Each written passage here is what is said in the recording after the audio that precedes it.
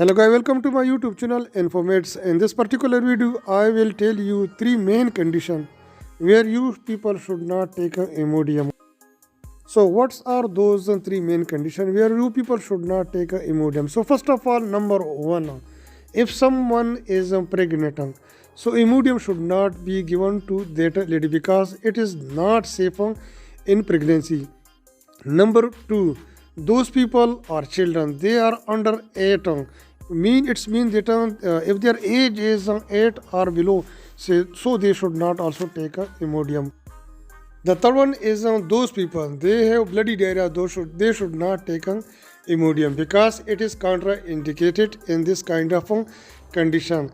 So hope you people have like this video. But before ending this particular video, I will kindly request you to watch my other video about Imodium, that is uses of Imodium and dosages of Imodium.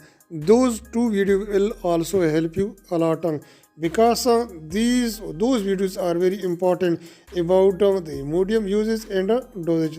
Thank you very much for watching.